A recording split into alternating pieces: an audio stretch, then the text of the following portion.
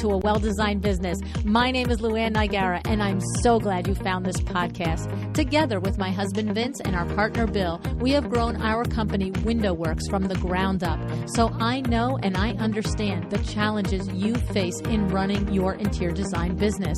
I also know that your talent alone isn't enough to ensure your success. So on this podcast, we talk about strategies and practical steps to help you grow your business. But make no mistake about it, we have our share of fun here too, mixed in with those aha moments that I love so much. This isn't fluff. Nobody has time for that. Whether you are a new interior designer or a seasoned designer, I am here to help you create and to manage the kind of interior design firm that you dream of. It's straight talk and it's action. Are you ready? Let's get started. Hi, welcome to A Well-Designed Business. On the show today, I have Tori Alexander with me. Tori is a Nashville native and a Harpeth Hall alumna who has her BS in Furnishings and Interiors from the University of Georgia. After graduating, Tori honed her skills at a boutique architecture firm in Nashville, setting herself apart as a designer with an extensive understanding of architecture. In 2012, her husband's career took the family to Sacramento, California, where she launched Alexander Interiors. Then 2016, they were headed back to Nashville and Tori started over again in Nashville. She talks a little bit on the show today about how moving has helped her both as a businesswoman and how it has broadened her design skills because of the difference in culture and aesthetic in the two parts of our country. Alexander Interiors has been featured by Southern Living, Today.com, Style Blueprint, and more. Before we get to the show, let me ask you a very, very important question. Are you considering joining me and my Power Talk Friday experts in Las Vegas in just over 2 weeks? Well, are you wondering if it's for you, if it's worth your time and money?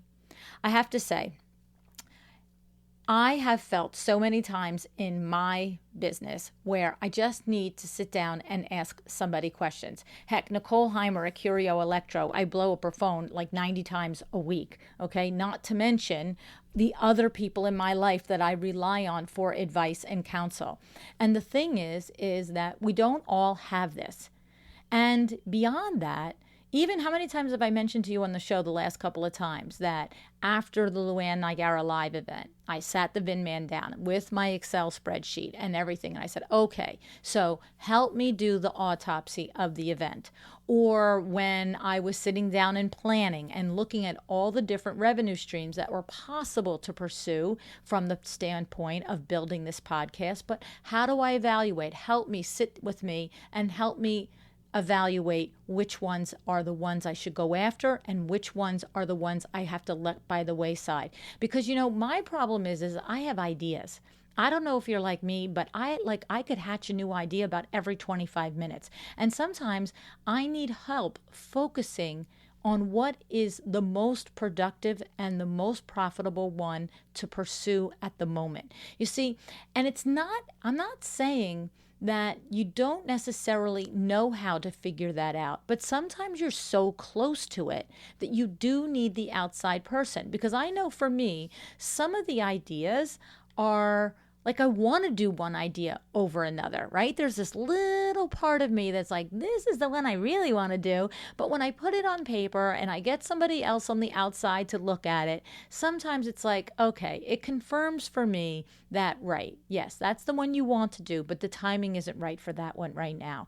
Or sometimes it confirms for me that, yes, the one that I want to do, I have all the skills, all of the materials, all of the players, everything I need at my disposal. I just have to hit the go button. And so the thing is, this is terribly important. And depending on your circle of influence, you may or may not have access to this. And the other question is, what level of access, not what level of access, but what is the level of the advice that you can get, right? I happen to be lucky. The VIN man is a numbers guy. We know that, right? But I could be married to somebody like me who doesn't know, 2 times 2 from 2 times 7, right? So what would happen? My husband would be as invested in my future and wanting for me, my hopes and dreams, but maybe he wouldn't have the skill set to help me make these decisions. And so that's the second question. The first is, do you have a circle of influence, a circle of people, mentors, advisors that you can trust to ask these questions to? And secondly, what is their experience and skill set in actually helping you evaluate these things? And that's why I put the Power Talk Friday tours together. That's why we have the big live event, and there's all, 200-300 of us there, and that's terrific. And you get the information from the stage. You get the opportunity to ask some questions in between. But this is less than 15 designers and 5 coaches. You see, a ratio like that, you can really come away with some amazing insights to your business by people that care about you and your business. And you might say to me, well, why do they care about you and your business? And you know why? It's because I do. Because I value that you're my listener. I value that you're one of the people that makes this podcast successful. And by extension, my coaches understand the importance of that, and they value you too. They know that you are a big part of everything that happens here. You're not a big part, you're it. You're the whole reason everything happens here. So they just can't wait to get in there and help you be better. That's the simple fact of it. I mean, come let me tell you to your face. I promise you that is the simple fact of it, that we take great pride and joy in helping you be the best that you can be. And in this very small environment is the way to do it, okay? So we have Eileen Hahn, Nancy Ganzekaufer, Stacy McKenna, my husband Vin, and myself. And then don't forget the tremendous value of spending a full day like this with some peers that then become part of your extended network and your extended influence and your extended advisory board, right? Because you're bound to hit it off with one or two. You're bound to have some feelings and things in common. And in this way, when you are waking up on a Tuesday morning and you're just not feeling it and you're not sure what to do and you're confused or you're feeling stressed or that particular client has just, you just read an email and you don't know what to do, you've got people now that you can reach out and just say, okay, get me off the ledge because I'm about to lose my brains here and need some help. I need some objectivity. Okay, so I'm really looking forward to sharing this day with you. I also want to share that Eileen Hahn is going to give every single person that joins up the ability to, fill out ahead of time a personality profile assessment. And this is a really powerful thing to do. We have done it for all of us at WindowWorks. And what happens with this is when you start with you, when you start with understanding what makes you tick, what are your strengths and why do you gravitate towards some tasks in your business over others, you just look at it and you're like, yep, that's me, all right. And so what happens is, at least for me, what happens is when I am constantly pushing away a particular task that I don't want to do, now what I do is I say to myself, is this something that you have to do, that only you can do? Or is this something you're just not really that good at and you shouldn't even be doing it? You should be looking around your team and saying who else is better suited. See, before I used to think, well, I have to do everything and anything I can, whether I like it, whether I'm good at it, whether I'm not. The buck stops with me. It's my responsibility. And now I realize I've really learned that when I push through and I do things that I'm not good at, I never do them as well as somebody else that I know can do it well, right? And then when I do something not as well as somebody else, the rest of my team pays for that. The rest of my team is like, oh my God, she just screwed that up again. Or, oh my goodness, that's not the way we want this done. Or, oh my goodness, you did it 3/4, but you didn't finish it. And now I've got to get in the middle of it. You see, because we all have our skills and we all have our strengths. And when you really understand yours, like I'm just saying now, I'm very comfortable saying to myself, why am I 3 days later, this is on my to-do list and I still haven't done it? And I go, okay, is this out of your superpowers? And if the answer is no, then it's like, put your big girl panties on, Lou, and just sit down and do this. But if the answer is, oh yeah, this is not in my skill set, this is not my zone of genius, this is not where I really excel, then I say, okay, who on my team can I sub this out to so that it gets done and it gets done well? And that's going to happen with that profile assessment, okay? So she'll be there in real time going through it with you. And, if you're out there and you're thinking of joining us and you have a pretty good team, maybe you have a key employee that is really good, but there's just some little mojo missing. I have to tell you, instead of taking the test yourself, have that employee take the test. And then in real time in Las Vegas, Eileen could sit down with you and read and teach you about your employee and read the strengths and weaknesses of that employee. And then she'll teach you how to inspire that employee, how to manage that employee, and how to reward that employee. And I'm telling you what, that's just all the difference in the world too, because we tend to look at things through our own lens and don't understand that even somebody that we get along with really well, that we think is kind of like us, if their motivations and their intrinsic personality is different at the root, the things that inspire and motivate them and reward them are bound to be different as well. And so it's so illuminating to learn this stuff. Okay, so this is what's going to happen. All right, you're going to have the opportunity to do this test ahead of time.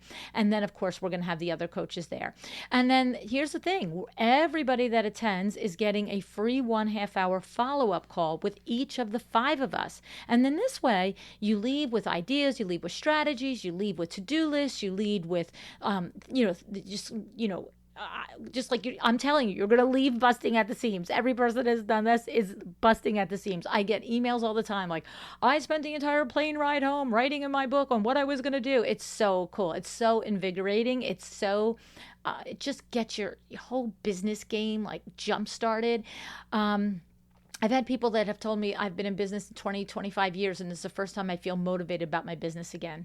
It's so cool. And then to think about over the coming months that you get a 1/2 hour follow-up call with 5 business coaches that are, again, all there, ready, willing, able, and just want to help you rock your business world. Okay, so please, powertalkfriday.com. Powertalkfriday.com for all the details. And finally, if you are unsure if it's right for you, just email me, info@luannigara.com, and put in the subject line, Power Talk Friday, Las Vegas, call me. Give me your cell phone number, write in the thing. You don't have to write a big, long email if you don't want to. If you do, you want to tell me your story, go ahead. If you don't, just put your telephone number there, and I'm going to call you, and we're going to talk about it. And if I believe it's right for you, believe me, I'm going to tell you. And if I believe it's not, believe you, I'm going to tell you that too, because I want people there that will benefit, right? You want your ideal client. I want my ideal client. And the thing about the Power Talk Friday events is the one-day coaching tour events is that I have a very specific set of skills that are covered by the coaches attending. Since each event has a different roster of coaches, the skill sets are different. And so depending on what your say top 3 struggles are in your business, if I don't think we're going to hit those out of the park, then I'm going to ask you to do something else. I'm going to refer you to a different coach. I'm going to suggest one-on-one. I'm going to tell you to maybe wait for another Power Talk Friday event. But I'm never, ever going to say, yes, fork over that kind of money and we'll just wing it and see what happens. That's not going to happen. Okay? All righty. So, and my huge thanks to My Doma Studio and Rebel Woods for sponsoring this event. If you don't remember who Rebel Woods is, please go back and listen to episode 329 with the founder, John Dupre, as he explains why and how Rebel Woods is changing the way you specify hardwood flooring for your projects. Okay, let's meet Tori Alexander.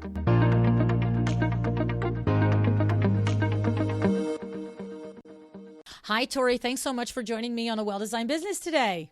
Thanks so much for having me, Luann. I'm happy to be here. Me too, Tori. I appreciate your spending your time with us today. And one of the things that I think is going to be a really meaty conversation is the fact that you are pretty proficient. One of your superpowers is construction. And a lot of designers don't do this. And you explained to me off air that you're very seriously getting your GC license. So I thought this would be a fun conversation to have and get into the meats of how to run I guess you would call it like a design build project, right, Tori? Absolutely. Well, I do want to say that I'm very seriously considering it. I have not started the process yet, but I think there's tremendous need and opportunity for it. So it's something Yes. I'm really interested in. Yeah, I had interviewed Nicole White a few months back, and she also was right on the precipice of going to get her GC license as well. I should follow up with her and see if she did it. But in the meantime, the other exciting thing about what I discovered about you is that you run your business very buttoned up, and that you have a production list that I'm curious and anxious to hear about that you run. And I understand, Tori, that you run basically a production list, whether it's strictly a design project or a design and build project. Is that the case? Absolutely. Okay, good. And then you also said to me that you have your days organized by topics or by structure or by task. And of course, I'm a big fan of time blocking and daytime themes and all of that stuff. So I'm looking forward to getting into that. So tell me, Tori, where do we start? Do we start with why and how you come to offer the construction management part of it? Or do we start with how your days are organized? Or do we start with the production list? What's the most logical place? Um, maybe the production list, because I feel like that's also, um, to me, it was really a turning point in my business, which has led to more opportunities such as management and construction management of larger projects. Okay. Tell us, how many years were you in business before you implemented and came up with this production list? About 2 years, 2.5 years, I will say. So I started my business in California. I was living out there with my family for my husband's job and had a very healthy business there. And we relocated back home to Nashville, at which point is when I implemented the production list. I would say about every 6 months or so, something happens organically, whether it's a change in staff or a change in my personal life that gives me the opportunity to step back and evaluate my business, what's working, what's not working. And truthfully, so it's been about 3 years since we implemented the production list, and that's been a huge turning point for me in the profitability and the productiveness of my business. Nice. I love it. And I'm going to continue on this vein with the production list because I know it's going to be valuable. My brain just went, huh. Do you know how many people said to me, how do I start my business over again when I relocate? And I'm like, okay, Luann, stay focused, stay focused. I'm like, oh, I didn't realize that. I actually did read on the website that you started in California and moved back to Tennessee, but I hadn't literally, like, the light bulb didn't go like, oh, that's a conversation right there. Well, honestly, that might be my secret superpower because I had to learn to work in a market that maybe didn't represent my personal design aesthetic. So I really spent a lot of time, developing my business practices there. And I say all the time, owning a business in California is like waking up and slaying dragons every single day. It is an uphill battle. Wow. And so I got to work a lot of kinks out before I moved back home into my familiar territory and was working with, clients that were friends or family members. So that's a huge edge that I have.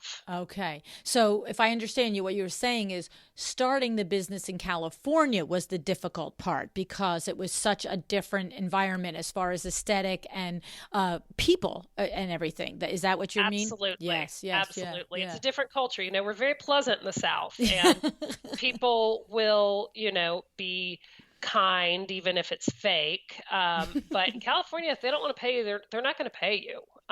You have to, it was slaying dragons. That's the only thing I know to compare it to. It was hard.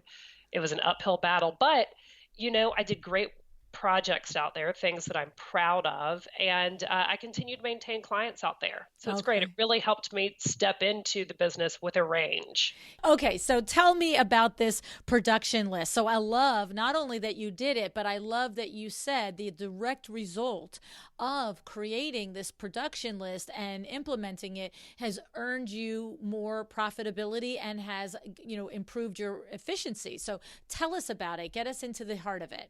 Absolutely.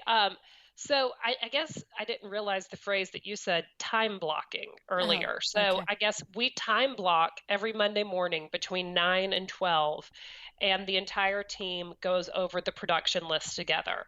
And what the production looks like is it's a chart. We actually make it in Microsoft Word.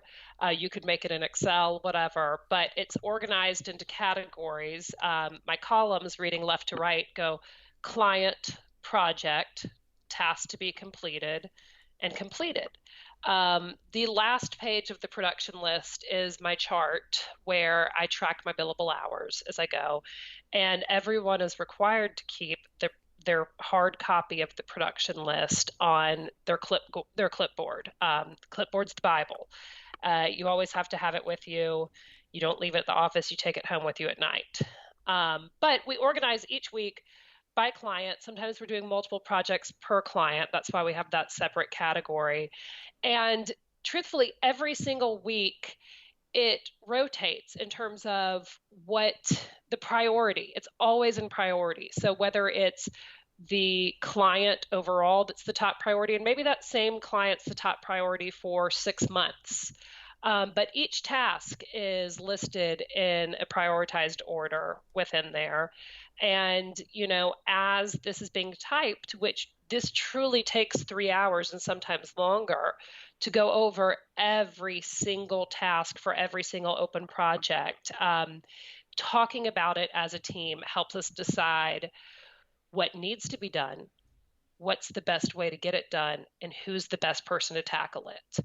So I've tried in the past designating team members that are just the specific project manager of that project. Um, what I saw through that is that if, sometimes there's stronger team members and we needed to spread ourselves. We're a small team, a full-time team of three. But we need to share these tasks to get it done in the best way possible.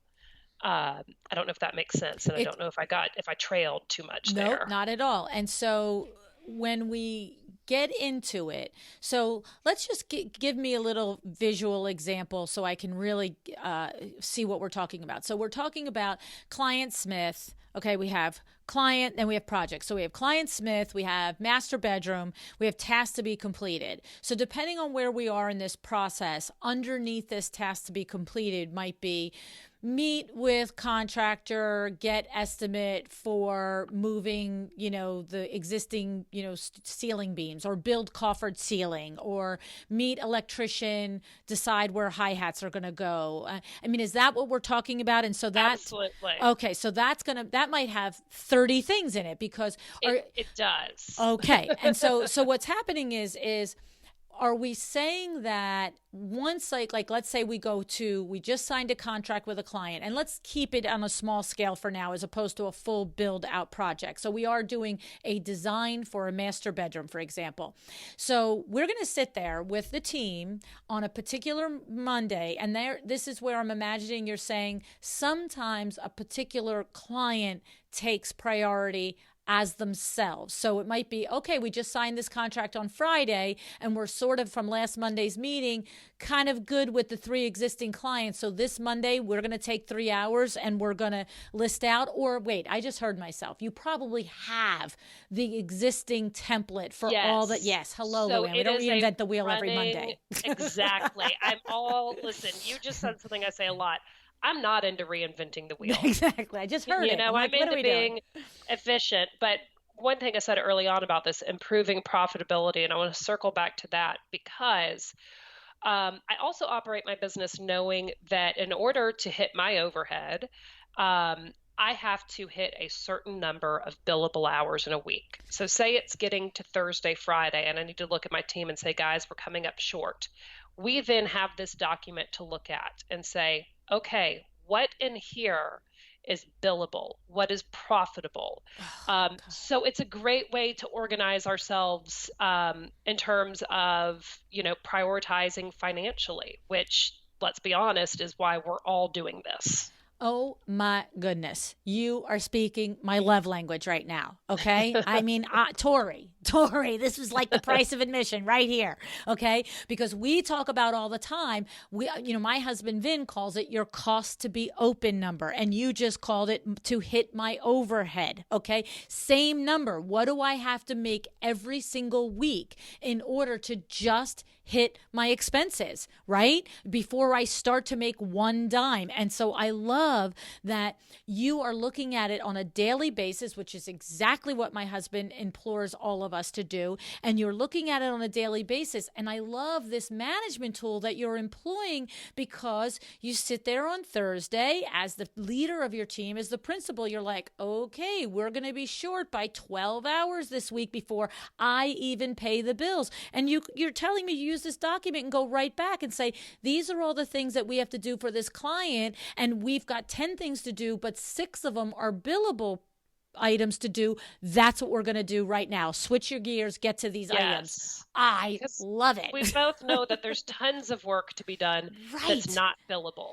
And it's going to all get done because it's on your list. But you're just saying that this particular week, when we're looking at being short on hours, we're going to focus my team on the billables. And next week, maybe I've got a gabillion billable hours, and we can go and focus on the things that are not billable, right? Right. Oh, my goodness. I love it. No, you don't understand, Tori. You have no idea the clarity that this is bringing, because you ever heard of the saying, like, that thing where you need to hear something sometimes 3 times before the light bulb goes off? Yes. Right? So this is not my light bulb. My light bulb here is the explanation of it and the way you enact it. So we've said 1,000 times, you need to know your cost to be open number. You need to react in real time, in that day, in that week, not 6 months later, not when you're sitting down with the tax man. But this is such a clear way to take that message and say, this is how you execute that. I love Absolutely. That. And, in terms of your cost of doing business, I do revisit that number very regularly. Mm-hmm. I had a couple minutes yesterday while I was sitting at the pool with my kids, and I actually started typing out on my phone. I was like, I just need to touch base and see if my goal number is still accurate of where it needs to be. I've factored in this new thing. The business just bought a new car. I want to make sure that I've factored that into it as well. So I think it's good to always be revisiting that number. Absolutely. Because it fluctuates. It does. It absolutely does. 100% agree with you. Oh my goodness. I'm loving this. Okay. So here's the thing. It takes time. Okay. So it takes time. And you said it at the beginning of the conversation that there's been some sort of outside influence every several months or years that has enabled you the space and created the space for you to relook at your business, reorganize your business, and that time to work on your business, right? So what I'm understanding is that in some of those moments and months and weeks, you have developed the master task list for every type of project. So if I'm going to do a redesign of a bedroom, these are all the tasks that are possibly going to be on it, a redesign of a kitchen, a full build out, whatever. And then when you have that client that signs a contract on Friday, you're uploading that template of all those lists. And then maybe that Monday, you're simply paring it down instead of adding. I can visualize you saying, okay, well, we're not going to be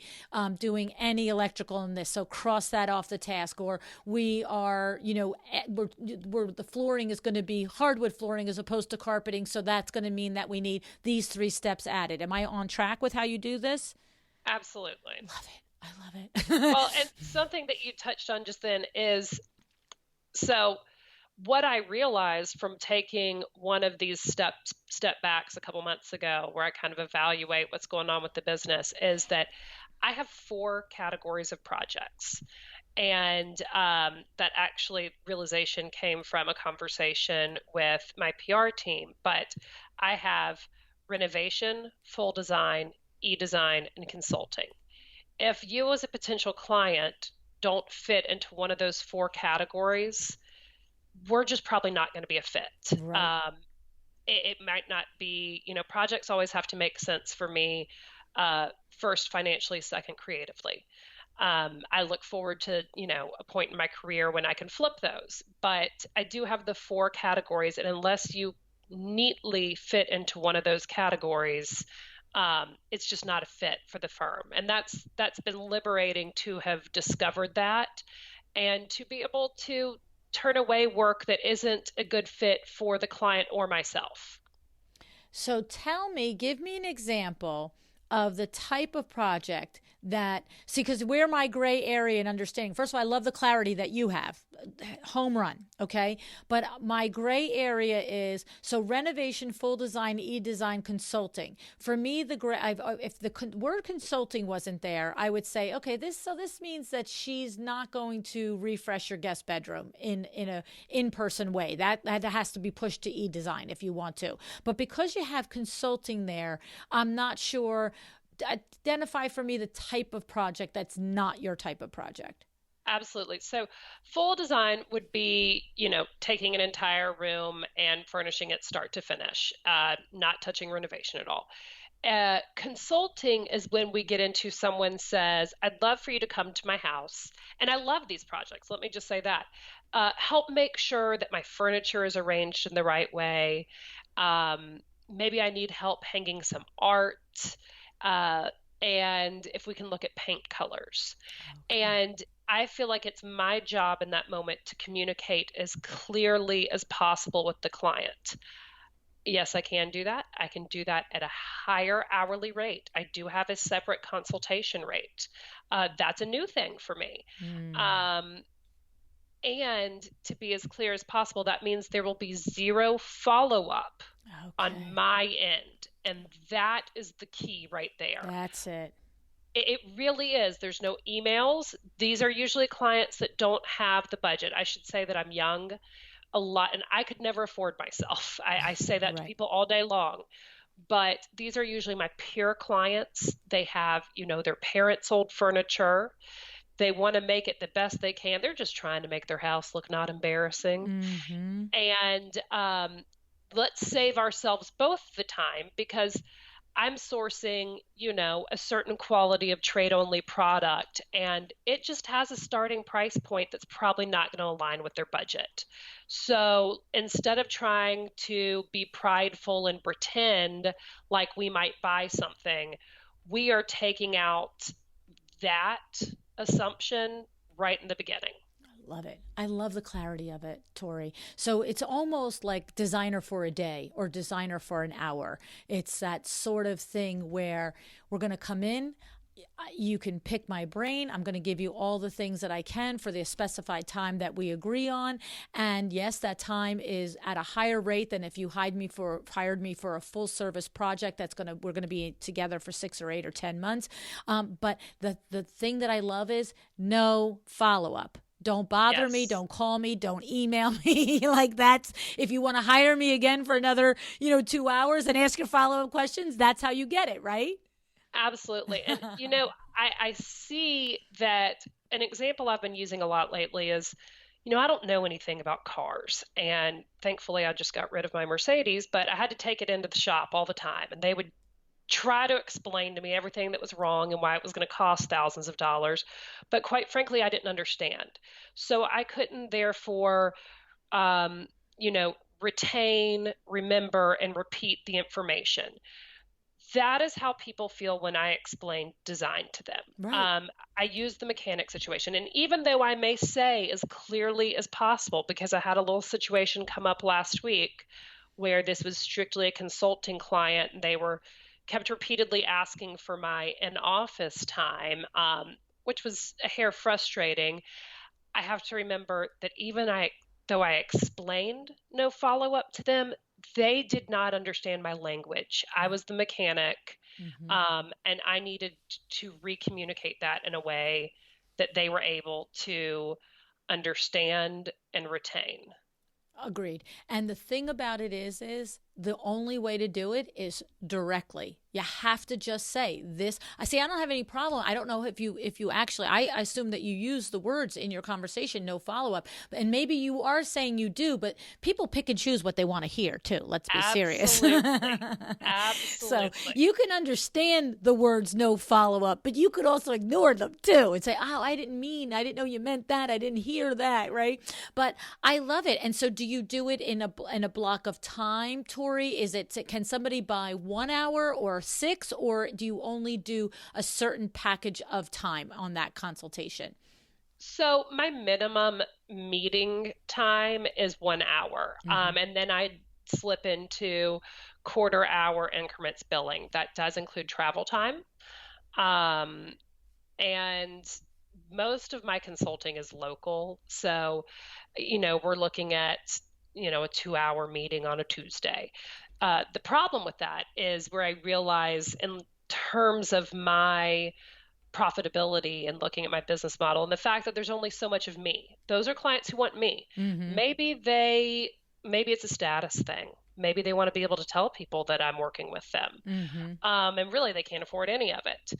But I've got to weed that out in a way, which is why I've just recently increased that price. But what you and I both know is for me to stop the productive work that I'm doing in office, which is just my golden time, and to go to that meeting that I know has no potential for me to make profitable commissions off of sales.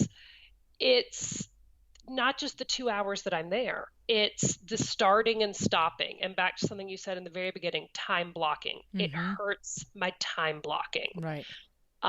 These are the projects that I don't ever want to get too big to say that I can't help a friend out, but they crush me. They crush my week. They crush my profitability. Right. I can hear that, and I can understand how that could be the case. There's 2 things that occur to me on that. Number one, you did say that you like those projects, that you sometimes like to do it. I can imagine as a busy interior designer that has projects that sound like that for the most part have a lot of pressure. When you start to get into design, build, and construction and renovation, there's a lot of pressure in all of the balls that are in the air with all of the trades and the codes and making sure the details are accounted for. So it seems to me that if it's something that you enjoy, just like, okay, yes, it's interrupting my day, but it's kind of fun to just like pick paint and move a furniture around and tell the lady that you've got all your pictures hung at the ceiling, stop it, right? But the other thing is I imagine, Tori, that you're setting the groundwork. Like you said, these are your peers now. But just like you can't afford yourself now, in 10 years, you will be able to afford yourself as you grow your business. And so these same peers, in 10 years will likely be able to afford you when it is time for them to make the actual investment in their home that is a bigger one. So I think that, I agree with needing to not have it be counterproductive for your current projects. But I think there's a way to time block it in and say, the 3rd Thursday of every month is set aside for consultations, or every other Thursday is consultations. And you could sort of weed them that way. In other words, if you really were hardcore on the 3rd Thursday or the every other Thursday, now it's a further weeding process. It's first of all the person who is going to pay that higher hourly. But if they're also not willing to wait until the 2nd or 3rd Thursday of every month, then how serious are they anyway? And so what? But now every other Thursday you get up and you either have 3 consultations because they're all in the same area and you're going to do a 6-hour day, or you have 1 in the morning, 1 in the afternoon, and it's your easy day. Like we all like an easy day, Absolutely. Yeah. So that's interesting. But don't you agree that you're laying the groundwork for potentially your real full service clients and maybe 10 years down the road? That's always the hope. Right. Yeah. I mean, it's like us at Window Works. My real business, my full-time business is custom window treatments and awnings. And, yes, our average sale is $8,000, $10,000, right? And, over the course of, we're going to have I don't know, 1,000 sales this year, right? I can't do math in my head. I'm the worst. But, when you average out our sales, our average is $8,000 or $10,000. We've got $50,000 sales, but we have $400 sales because we will have somebody that will say, I just need a mini blind for my back door. Do you still come out for that? And we say, yes, we do. Because the number of times that you walk in, you make a connection with somebody, and I make a silly $400 sale with somebody that another 2 weeks, 2 months, 2 years calls me and says, you were the only people that would come out for one blind on my back door. And now I just renovated my whole master bedroom and I need, draperies. And now it's a $20,000 project. So, it's laying the seeds in the right places, right? Absolutely, yes. Love it. Okay. So I love the clarity that you have. Renovation, full design, e-design, and consulting. So let's go back to your production list. So we have the meeting on Monday. We have it identified as client, project, task to be done, task completed. You're recording your billable hours. Your time tracking there as well. What else is happening on this production list? It is just really our running to-do list. So I'm taking a look at it right now. And I have, we had the mirrors come in for this master bath. We need to deliver those over to the job site. We need to get approval and order the exterior lighting. We need to schedule our wallpaper install. So it's just truly documenting every single task that needs to be done, no matter how large or small, because everyone loves the gratification of checking something off. So what easily ties into the production list are goals, trackable goals. That's something I started doing really focusing on with my team in January. And on Mondays, when we're doing a production list, our office manager, and we write this all up on the big bulletin board. That is when we're also tracking our goals. So if we go through, a month straight of hitting all of our billable hour goals, everyone gets a bonus. Everyone gets rewarded. We have other obtainable goals. It is always a goal to get as many items and as many projects crossed off the list. I can tell you right now that we have 17 open projects. That's a lot for 3 people to manage. This document is 4 pages. That's a lot of tasks to be done. We never get through the complete production list in a week. And what would be lost if this wasn't a working document, if we were starting over every week? And before I had this document, the number of small tasks that were lost. Right. Because you can't manage all of this in your mind. No one can remember all of this. And to me, if the client has to remind me to do something, I've lost. Yes. That's not a look that I want for my business. That's not a reputation that I want. Right. And so the thing about it is that every item, like you said, no matter how small, because we all do that in our business. Oh, we got to do that, and the funny thing is you don't say the words out loud. Oh, that doesn't need to go onto the meeting. But what you say in your head quickly is, and I'll remember to do that because that's simple. But your point is, it's not always simple. And just because it's simple doesn't mean you remember to do it. And so what you're doing is at your production meeting is that you were running through every to-do and every item for every client, for every project, and you're assigning it to someone within your team. And do you take the next step, Tori, of saying, like you did say you prioritize them according, to most important to least important, but do you then further say, you might look at the person on your team and say, okay, this is yours to do, and based on the 10 other things that you have to do this week, this one should be accomplished by the time we meet again on Monday, or my mind, if that were done 2 Mondays from now, I'm good with it. Like, do you take it to that level of specificity with each task? So that's a really great question. And I would say that my answer would vary depending on who the person that I'm speaking to is.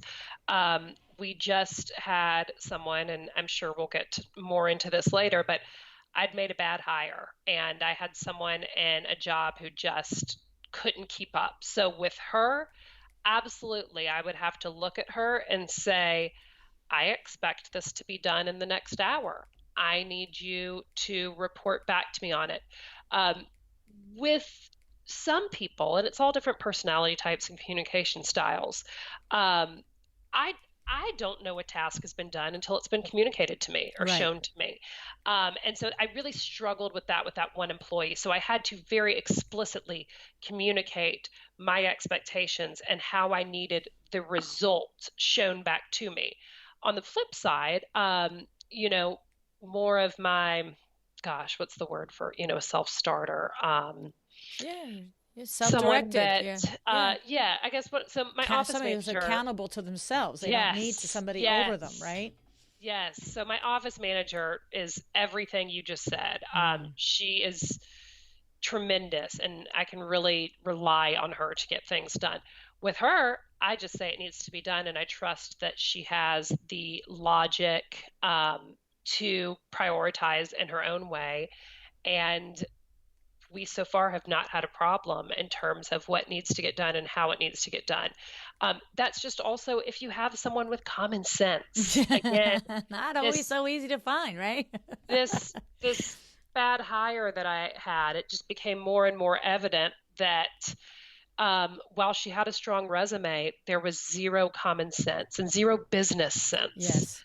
So, no matter how many times I tried to explain to her, she was not able to understand or retain the concept of profitability and prioritizing what's going to be profitable. To her, all of the items looked the same. Mm, mm.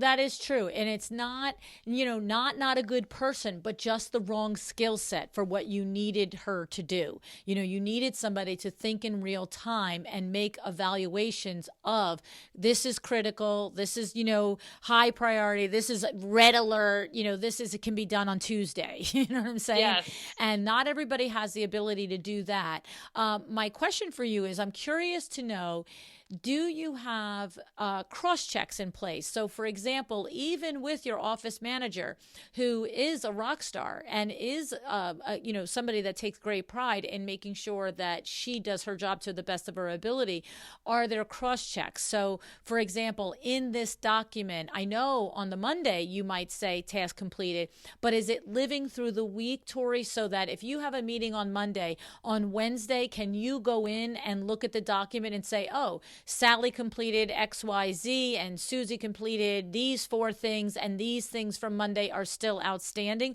Or do you not know again until the following Monday?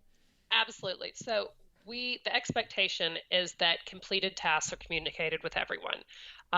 Again, we celebrate any check, any small check on that list, any item crossed off is a victory for everyone. So we try to communicate that with the team as much as possible so that all week long we all know what has been done, where do we need to pick up the slack. Okay. Okay. I love it. See, I know that what I know is at Window Works, we have multiple team members. We're 11, 12 people at this point, but not almost, I would say to you, every single task, no matter how big or how small, there is a system in place that at least 2 people touch that task. And so that if I'm supposed to place an order for something, if I just, worked with you and you're an interior designer and you just gave me your PO and now I've got, 16 rooms of draperies to order, I have a whole process and a system for how I'm going to place that order. And I might be the only one who can do that for that order. But there is an additional backup process for Adriana, my admin, to check the work that I've done. And so she doesn't actually, she's not tasked with checking the physical work that I've done, looking at my work order and to making sure that my dimensions are the right size and all of that. She's just tasked with, did Luann order every single item on this PO? Did she order the trim? Did she order the fabric? Did she place the order for the rods? Did she task somebody with placing the order for the rods? And did that person do that? Then there's another cross check where every Monday, Billy, my partner and lead installer, looks at every invoice and looks at every work order and says, did Luann do the sizes right? So, it's a lot, and especially because we're going to run, 100 customers a month through our business. But to your point, it's the tiny details that get lost. And by the way, every single day of the week, we miss something. Take it to the bank. Well, I mean, what I would say is you know, it is costly in your time. It only takes saving one That's mistake right. to have paid for all of that time. So I'm sitting here taking notes, and my summary of what you just said is that I need to make sure that we are implementing cross checks Right. that are A, checking for completion, but Right. B, checking for accuracy, Right. and that those were separate That's checks. right. That's what I'm saying. It's separate checks. The physical getting it done is done by one person, but getting it done accurately is done by another person, right? That's the truth. And I love that. yes, and it's tedious, and we miss it every day with 100 and 200 clients coming through our business every single month. We miss it. But to your point, what would we miss if we didn't have it at all? That would be Right. scary thinking about that. You know what I'm saying? And so, and that's just the system for ordering. No, the system for collecting money has three different checks. Because, if you don't collect your money, what are you doing this for? So that has three different Oh, people that yes. touch that.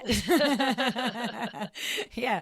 So, okay. So I'm really getting this breathing document, and you're doing it. And what's funny is we have Monday morning meetings as well, Tori. But I'm hearing from you how we can improve our Monday morning meetings. So we go over every single open order. We go over every single installation that was done for the previous 2 weeks. We go over every single installation that is scheduled for the week that we're looking ahead. And that gives all the different team members a chance to discuss. So if we had an installation the previous week and there was a mistake, the installer has the ability to explain to the salesperson where their mistake was, if it was the salesperson's mistake, or we have the ability for the installer to explain to us how the workroom made a mistake, and maybe we communicated something improperly and that created the mistake, or simply it was someone else's outside of our domain's mistake, but we need to understand what it was and what the solution is, right? So we get that real-time conversation, right? But what I'm realizing is that we all then take mental notes and written notes of what each of us are going to come away and do, but we don't keep a master task list that we can then refer back to each Monday and say, did you do your thing? That's a level that we're not doing. And I like that level. That's Well, and very I good. always think, to your point of saying, it's important for all team members to know what's going on with all aspects of a job, whether it's as simple as someone being sick and another team member needing to step into that role. Right. They're coming in prepped and with a knowledge of what's going on. I always say that I like to always play if someone, got in a car wreck, that we could fully function, that I should have everything in writing, that it should be as clear as day. Everything needs to be clean. We could all hand it over. The only exception to that is that I will never allow, I looked at my office manager one day, I'm a bookkeeper, and I said, you two are never allowed to get on a plane together in case it goes down, because I could not pick up the gap between you. Right. Well, I'm going to give you a more positive language to spin on all of this, okay, Tori? Instead of programming car wrecks and plane crashes, okay? Cancel to the universe. What my line is I say to the people that work for me, if you leave this business at 5:00 tonight and you win the lottery and I never see the whites of your eyeballs again, I better be able to sit at your desk and know exactly what everything is, what's going on with every one of your clients, and I shouldn't have to pick up the phone and say to you, I don't understand where we are with this project. There you go. Much better way to think of it. That's it. It's a nicer spin. Wish good on them, right? Absolutely. Okay. So now beyond that, you had mentioned, do you have the days separated by tasks too, or was it just the Monday day? I wasn't sure on that. I really do try to keep the days separated. So Tuesdays, Thursdays, I try to keep for my heavy meeting days. With existing clients. I try to only keep Wednesdays open for new consults or some of those consulting projects. Oh, okay, so you already have that kind of worked out like we talked about.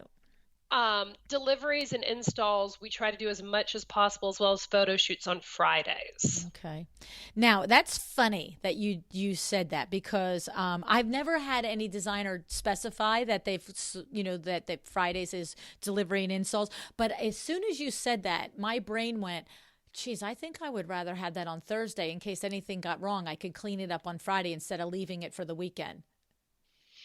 Um, But your so lists are so good, you probably don't really have a no, lot oh of balls gosh, no. dropped. Things happen all the time. Like our receivers who are delivering the furniture will leave a piece back at the warehouse. So Yeah. mistakes do happen. I find that those days are labor intensive but Mm. fun. Okay, so you want to end the week on a win. So that's kind of ending on a high note. But Hmm. yes, absolutely. Sometimes there are some logistical things that can't be taken care of. Um, for the most part, everyone is so happy at the install, the clients included, that if there is something small, that we've never had anyone get upset about waiting to Monday to Right, work the right. kink And they're not out. having a I think cow that over it.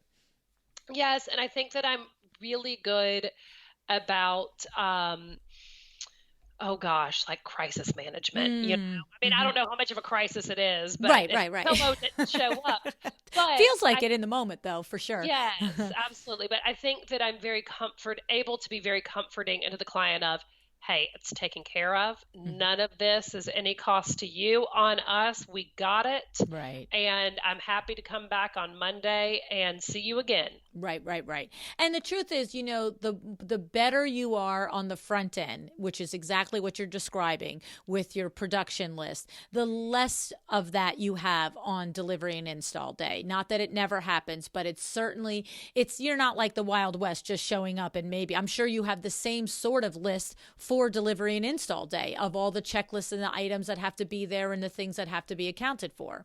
Absolutely. Yes, yes, yeah. So to that point, that is another pre-made list that you have that's ready to go, and then maybe you just alter it in real time for that specific delivery each week. Absolutely. We have our install checklist, and I'll tell you, we actually have like a whole separate one for wallpaper installs. I unfortunately found out the hard way once that you need to always go with a printed out picture of how the wallpaper looks installed, or it might get installed upside down. We have had that. Yeah. It's the truth. Yeah, right. Exactly. And there you've got the guy on the job and he's trying to call and find out and he can't reach anybody. Or worse, the guy who's like, I'm sure it goes this way. I don't have to ask anybody. And you're like, Yep. buddy, like, what are you doing there? But, it's funny, Tori, I always say that I would be willing, I feel like I almost could say with 100%, but I would just I'll clarify it, to 99.9% of the time, no matter what problem you are finding yourself in the middle of with a client, with a vendor, with whatever, there is a place where you can identify how you could have prevented that. And so, for instance, that's a perfect example. And that's why I bring it up at this point. You have a wallpaper installer. He puts the wallpaper up. It's upside down. And he's going to tell you all day long how he installed the paper for another designer a month ago. And that's the way she used it. He's going to tell you all day long that, it came off the roll that way and it should be that way. Right. Yep. He's going to tell you all day long about who would put that thing facing sideways instead of this way. He's going to tell you all day long. And an unsophisticated or an inexperienced business owner is going to sit there and yell at him all day back about he should have called you, he should have this, he had no business, he had no right. But what I say is accept that if you had supplied him with your criteria before he went to the project, it wouldn't have happened. And so 100%. that's where we can channel always your find energy into improving it. Yeah, we can always find a place where even no matter how upset we are, because I find myself in the same situation, where I'm just like, I cannot believe that happened, blah, blah, blah, blah. And then I sit there and I go, okay, what would I have done differently? Would I have done something differently today? Would it have been yesterday? Would it have been when I placed the order? But is there a place? And then in my business, what'll happen is, and we just had this happen a couple of months ago, we had the same kind of problem arise 3 times in 1 month. And it wasn't the exact problem, not the exact situation, but the parameters of it were very similar. And the 3rd time it happened, I literally looked at Adriana, who was my office admin. I said, okay, we need a new system for this. This is the 3rd time between you and me, we have a miscommunication. It's not your fault. It's not my fault. We don't have a system that ensures that this don't happen. So let's sit down. I got this to do now, but in 25 minutes, let's sit down and you and I come up with how we're not going to find ourselves in this situation again. You're going to tell me what you need from me. I'm going to tell you what I need from you, and we're going to figure out how to avoid this. And that's what we do. Boom. It's like, okay, from now on, every time you do this, Lou, then I do that. Absolutely. So, and I will tell you, the wallpaper being installed upside down, I went home and changed my contract immediately, and something that I wrote in, and this is something that other designers have a hard time believing that I do this and I charge for this, but I require that one of our team members is on site for all installations. And the minute that I explain it to a client this way and I say, here's the deal. You spent a pretty penny on that wallpaper, on that tile, on that material. Protect your investment by having me there to oversee the installation. Because don't think that that installer is going to turn around and be able to afford to replace that wallpaper. That's and in the case of the wallpaper being installed upside down, wasn't my client's fault. I know that my wallpaper I know Jerry couldn't pay out of pocket to rebuy that wallpaper. So who did? Right. Me. That's right. Yep. So that's a way that I'm securing billable hours, but it is true. The minute that I say the term protecting your investment, clients nod their head and say, absolutely. I love it. I love it. Tori, that's so insightful. Instead of just, well, I really need to be here and you're not sure, can't imagine what happens if I'm not. It's a very straightforward, and I love what it is it's what we always say on the show, make the agreement on the onset. And so when there is no problem, when there is no upside down wallpaper, it's very easy in that regard, especially with that language, to explain to a client the value of the billable hours for that oversight of that install. But it's much harder when you should have let me, bill you to be here. Like, that's crazy pants, right? Like, it's the agreement up front. I love it. Protect your investment. I have like a dozen quotes for you from this show so far. I'm just saying. I keep writing and I keep putting quotes so I know that they're your words. So good. So smart. I just love it.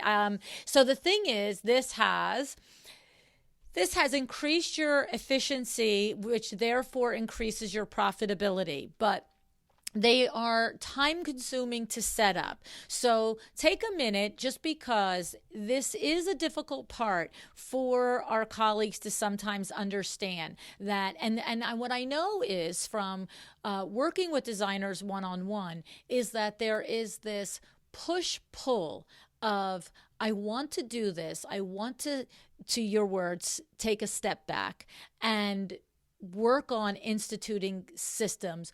But there is a part that when you're struggling to get your business up and running, you're thinking, I just spent 6 hours working on a production list and it included this and that and the other thing, but I didn't do any design today, or I didn't do any billable hours today. And of course, I'm not talking about a firm that's up and running and has $20, $30, $40, $50,000 of overhead. That it still has to be addressed if you're running at that level without systems, but it might be that you take 2 hours a day or 2 hours a week because, the train is moving down the track.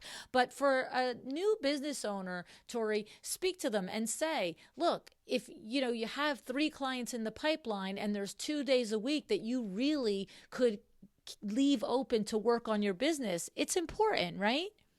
Absolutely. And here's what you're going to do. You're going to identify your low-hanging fruit, meaning, okay, I did spend 6 hours of my workday working on this document. And this is what happens to us as a team every Monday.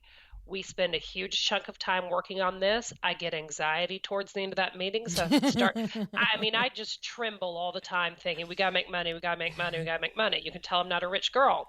But that's the minute we say break, I immediately go, identify 1 to 2 things that you can complete today. Great. And it's calming.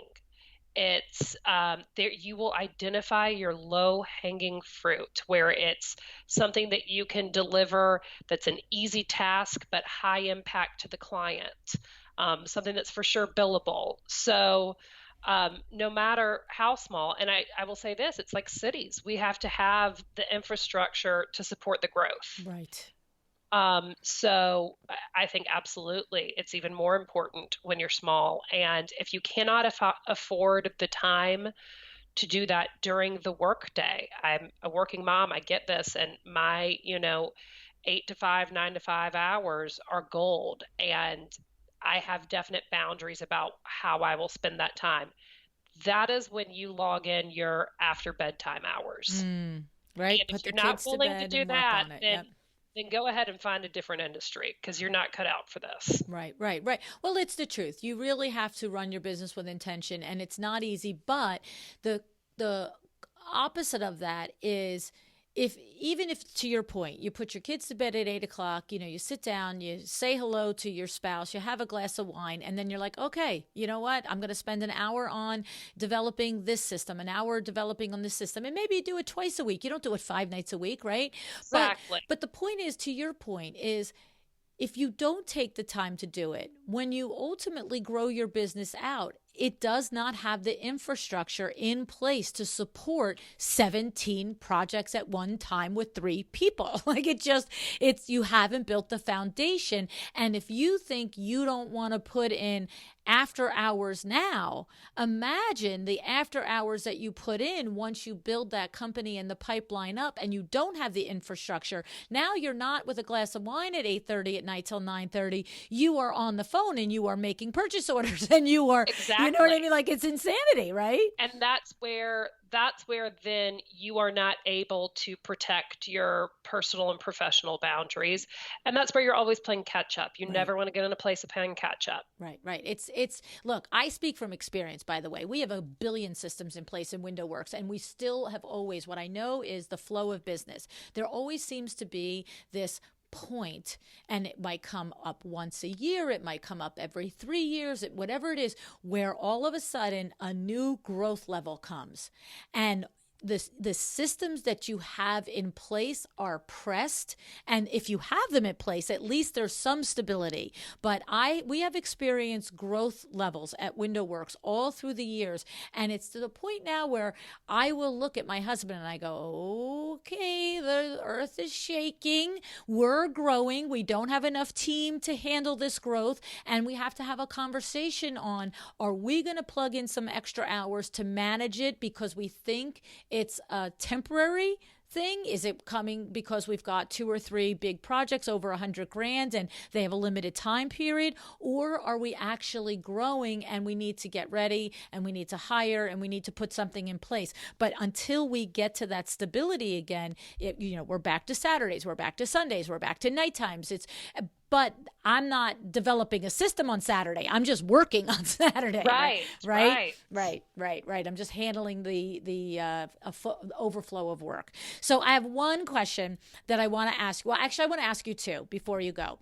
Okay. So the one is the practical question. You have your big checklist, and do I understand you? It sounds like, I just want to recap on this, that for a master bedroom, for a kitchen, for a bathroom, you have the overall master checklist for each of those spaces, and it has anything could possibly happen in that room, and then you customize it and take things off for each project that you actually sell. Is that correct?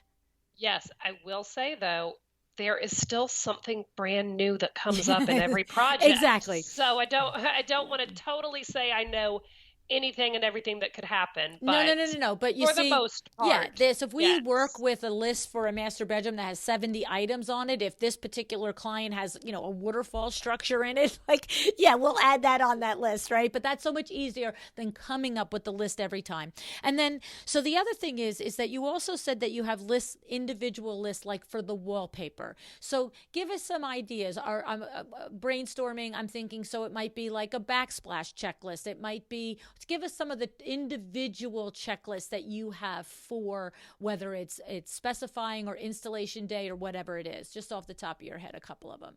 So wallpaper installation, tile installation. Yeah. I am, if you follow me on Instagram, I'm a tile fanatic because it is so rare to see a perfectly executed tile installation. You will see at times about once a year, I roll my sleeves up and I get down and I cut and lay tile myself. Mm. Um, that's something about my staff that I educate them on immediately. I cannot tell you the times I'm in a restaurant, I use the restroom, and the tile job kills me. I know. It's an awful thing. Once you learn to see it, you can never learn to And unsee it. see But it. it is such an expensive material to purchase that that is probably the one that I'm the strictest about. Okay. Then we have furniture delivery, our checklist for that. We also have an install kit. It's very rare that our install days are what you see, on HGTV. It is usually furniture item by furniture item as they come in. However, should we have the case where we are installing a whole room and the client's going to come home and have this, oh, wow moment, well, you better believe that we are coming in and it's literally a box that I keep in the office. And we have a steamer. We have, of course, things to, hammer and nails, tools, any tools we might need. Spot removal. I keep those little furniture sliding pads should we need to move something ourselves. Now, I personally could lift a truck, but usually the girls are. We need those pads. Scissors. Lord have mercy. You always need scissors. Right.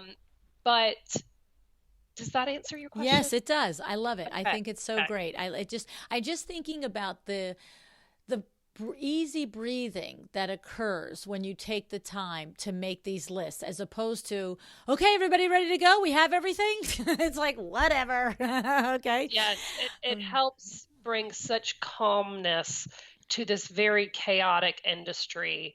The more processes, the more lists, the more organization. It's Yes. time and energy very well spent. Love it. And last and final question.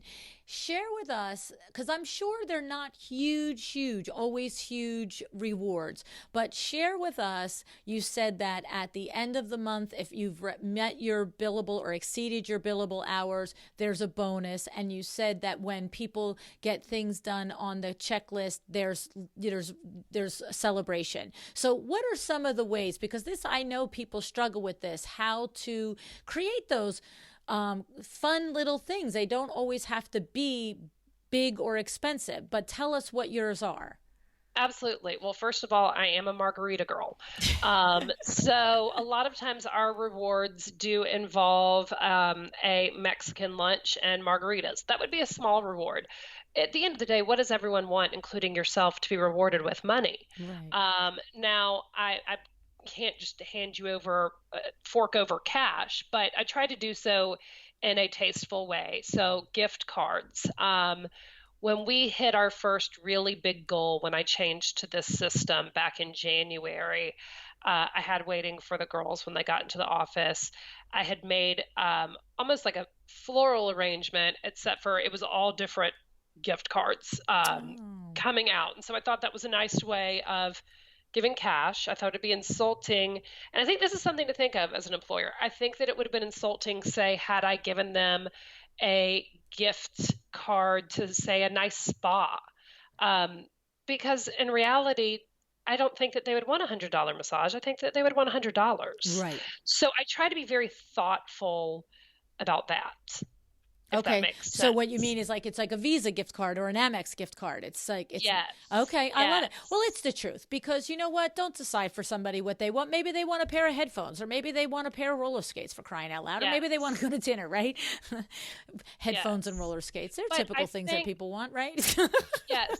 I think that gesture and presentation go a long way. And so I think that that is something that costs you no extra money, but really makes your employees feel valued and appreciated. And everyone loves to feel appreciated. I love it. Oh my God. So good. More quotes. Gesture and presentation go a long way. Quotes. Tori, awesome. I'm so glad that we met because you just really, you get a hashtag smart lady. And I just love the way you run your firm. And I'm really looking forward to watching you grow it. And you'll have to let us know if you do take the step of going through and getting your GC license. And, maybe 6 or 8 months down the road from that, talk to us about what value that adds to your business by having that GC license and how it's changed and grown your whole firm. Okay.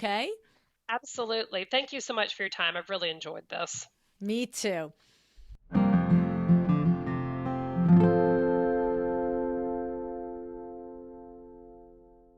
Before I talk about Tori and her brilliance, I want to say a huge thank you to Article.com for sponsoring the show. Have you checked out Article yet? If not, go to welldesigned.article.com today. Open your trade account and see for yourself how easy it is for you to select, sell, order, and receive quality mid-century styled furniture. And if you haven't listened to episode number 301 yet with Duncan Blair from Article, be sure to listen to it. In this episode, I asked Duncan every single question I could possibly think of that I would have if I were ordering furniture for a client. I wanted to know about the quality, the stock information, the lead times, the delivery, the returns, every blasted detail. So give it a listen if you've missed it, and then sign up for your account at welldesigned.article.com. All right, Tori, seriously, this production list, amazing, right? How brilliant. Look, I love it from the standpoint of efficiency. There's no doubt. I love the idea of making master lists of all the steps that go into carrying out every aspect of a project, okay? The thing is, I so often am talking with a designer at a live event who shares their frustration in losing track of details. We all have been there, believe me. And when I ask them, have they systemized their process? Some will say yes. And I say, okay, so how far do you have your sub-steps detailed?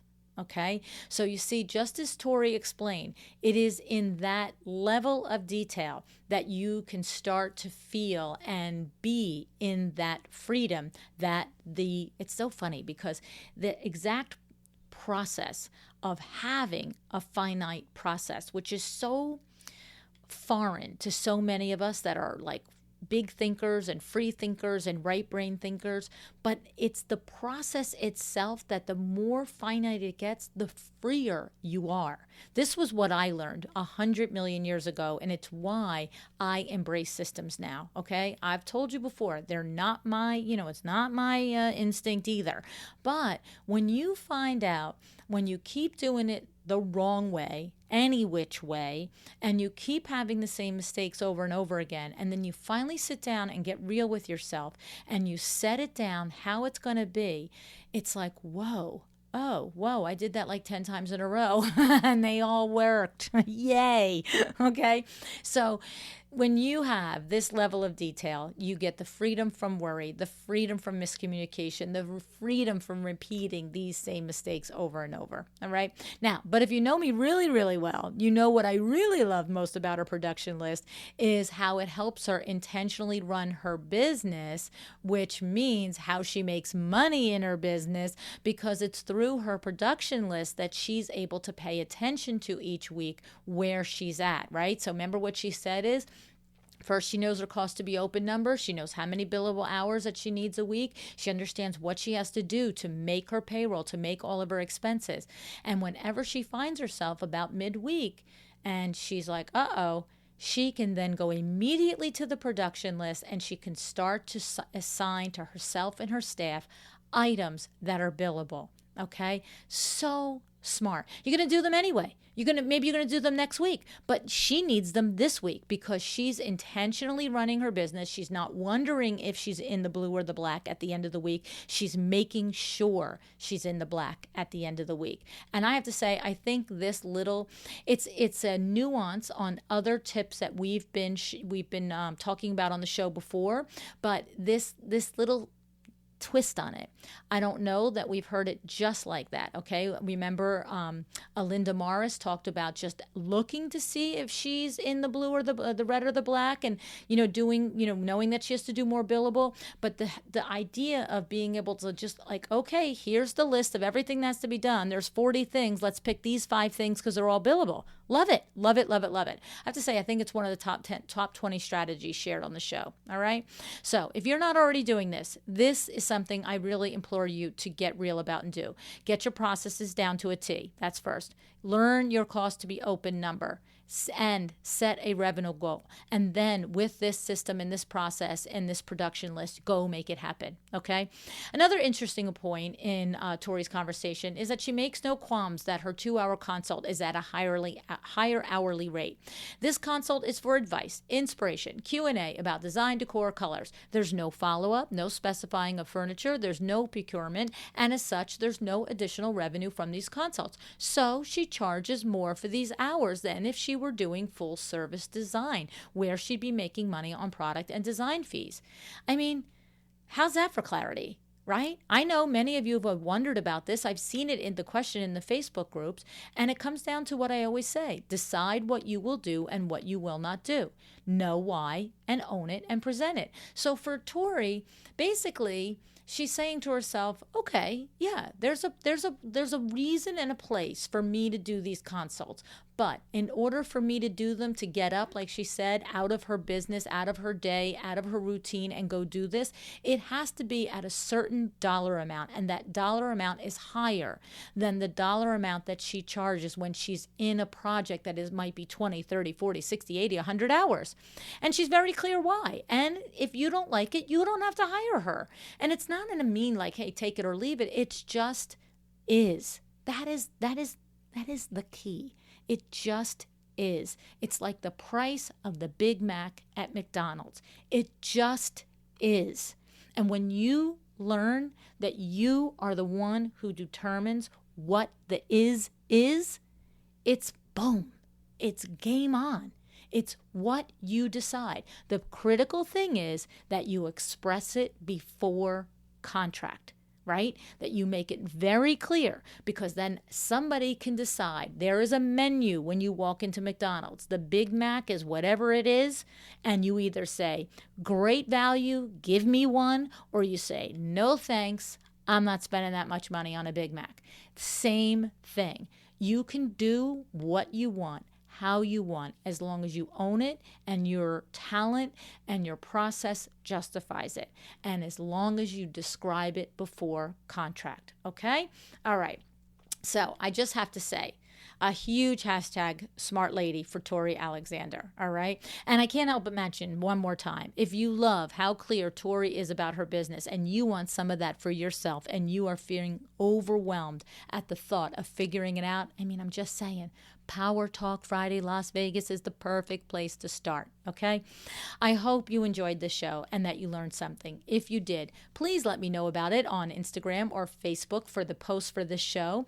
On Instagram, I'm Luann Nigara. On Facebook, at A Well-Designed Business. And we also have our private Facebook group, Luann Nigara and Friends. If you're a designer, please come over there, ask to join the group. You've got to give your name, your email address, and how you heard about the group, okay? All righty. So many things that you could do from this one show. Just pick one, all right? Don't leave overwhelmed. Boil it down to one thing. Decide to make the change in your business that you know you need to do today, okay? Decide to be excellent. Thank you so much for joining me again today. This podcast is a production of WindowWorks, your resource for custom window treatments and awnings. To learn how we can help you on your next interior design project, go to www.windowworks-nj.com. And if you're interested in working with me on your business, either through masterminds or one-on-one coaching, or you want to know how to get my book, The Making of a Well-Designed Business, or you just want to know what's going on in the podcast land and where I'm going to be, all of that is found at luannigara.com. Thank you so much. Have an excellent day.